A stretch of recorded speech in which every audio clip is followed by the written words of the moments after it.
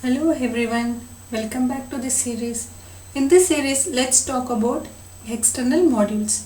When it comes to Dino, not all files, not all JavaScript and TypeScript files are gonna be written by us. Sometimes we wanna make use of other people's code, is it? Now, before we get into that, remember our command, the Dino info. Let's do with these files, Dino info dino.js. Yes.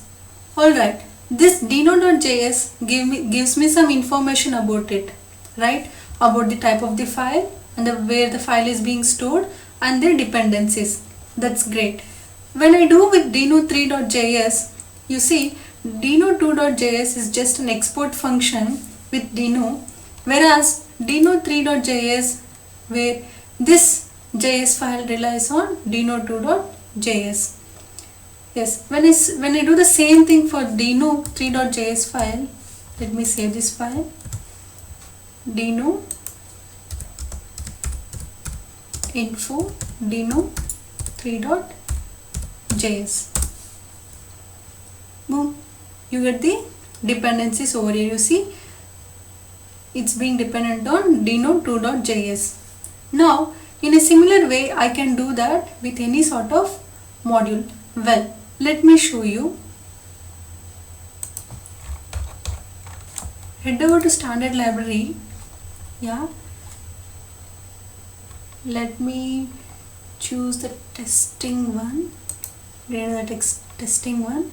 Let me select this bench example TS. Let me show you how to import this standard library into the JS file. You see, all the files are in TypeScript. Yeah. So we recommend that in Dino, they recommend that your modules are in TypeScript. So what I'll do is click on this link and just copy this URL and head back to the Visual Code. Just say import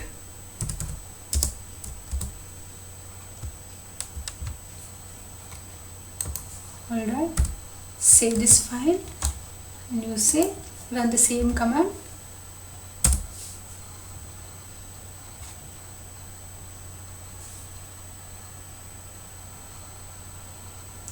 You see that it downloads this file from the internet, so it has to compile it. You know, it compiles, it converts from TypeScript to JavaScript and then it gives to the V8 engine.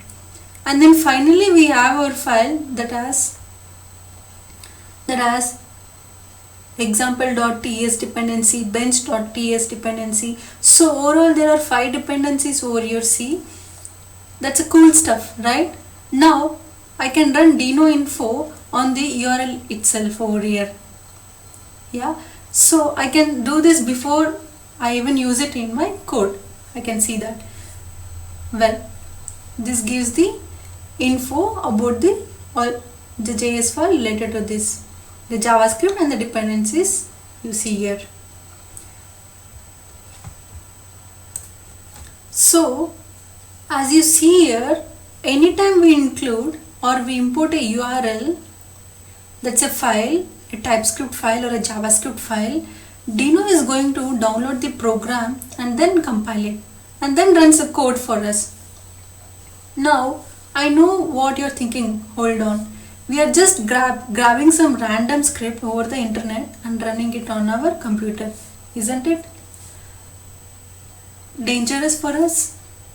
Yes, of course you should never do that. If somebody sends your JavaScript file through email and tells you to, hey, just run this piece of code, well, you probably don't want to do that.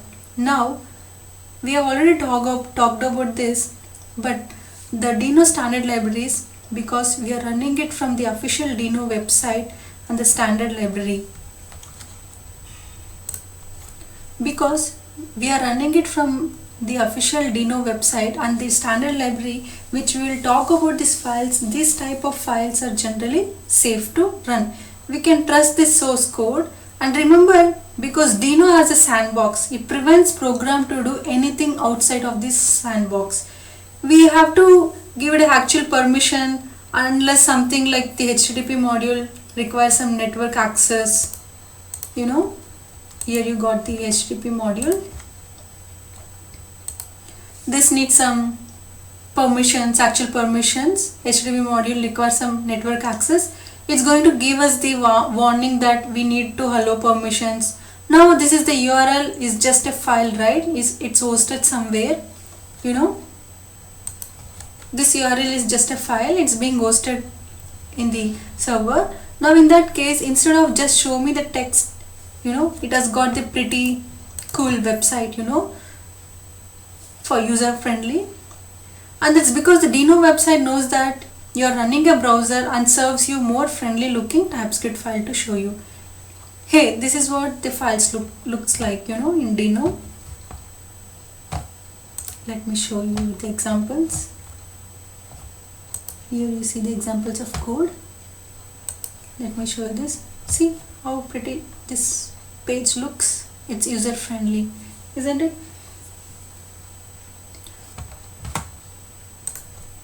But under the hood, this is just a TypeScript file. Now we are going to talk a lot more about the modules in this section. But the one thing I want to note here is that although this syntax may be weird, you know, this syntax seems quite weird for you guys. Languages like Go, which are becoming more popular, actually use this syntax. It is very nice, explicit way to say, hey, this is where I am running my code from, you know. And this is why you can actually check out where the code is coming from. You see here where the code is coming from. You get all the details about that. You know, does it have the dependency that you trust? And by being more explicit, that is to be with really clear saying that, hey, this is the way the code is coming from. We can generally be more secure with Dino. And Dino, when it comes to security, as the principle in mind, you know, you need not to worry about the security with the Dino. Alright, let's explore some more Dino modules in the next video. Thank you guys, thanks for watching. Hope this video was helpful for you guys to understand about how to import external standard modules in the JS file. Thank you guys. Please like and share my channel. See you in the next one.